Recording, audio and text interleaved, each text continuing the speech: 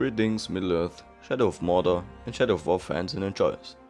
In this video I'll explain my ideas for how the character creator in my concept for the next Middle-earth game will work.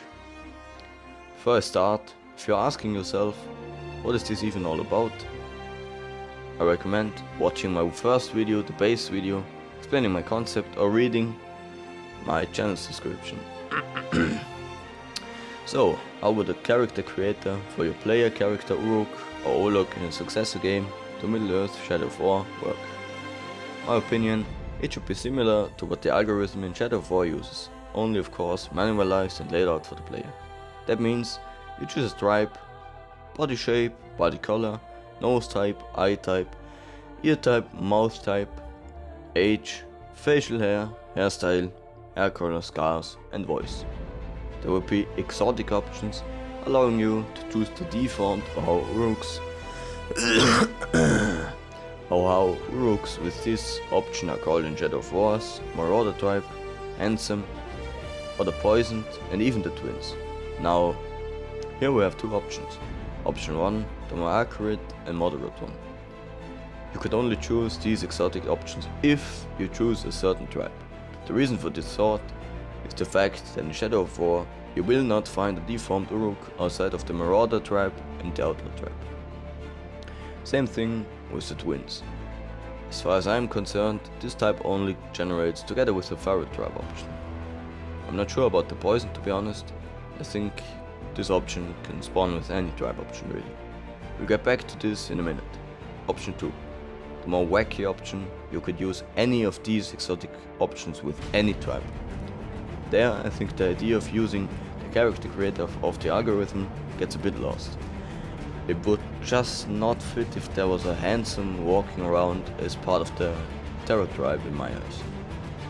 Although it would give the player certain additional freedom of creativity.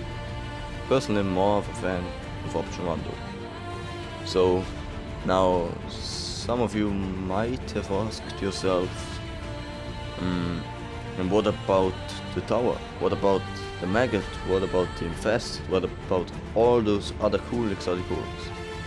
Well, since all of these Uruks have gotten the exotic add-ons either by the player's hand, or if spawned in, presumably in former accidents, to keep it short, they haven't always been like that, but have become that way through outside influences. That's where we get back to the poison, since I think it would be much better as an accomplishable option, rather than something you get to choose in a character creator. Let me explain. You start as a normal Uruk, and later in the game are able to fulfill something, a sort of achievement you can do, similar to how you can become a vampire in Skyrim.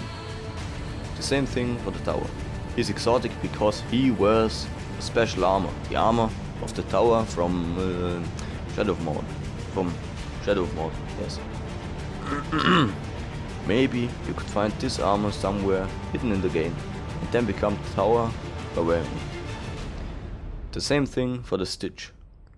You could somehow fulfill a ritual to be stitched together after your death. Of course, the handsome or the twins option is kind of problematic with these gameplay options and would be unable to obtain these exotic features to their already existing exotic features.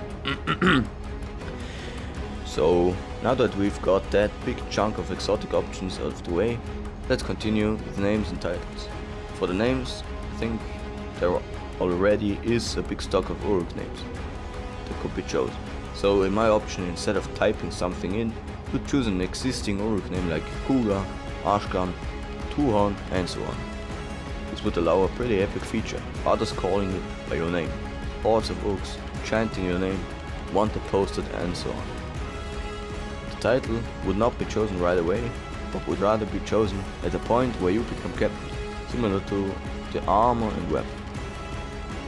Armors and weapons will be the next topic I'll describe. Thanks for watching, that's it for today.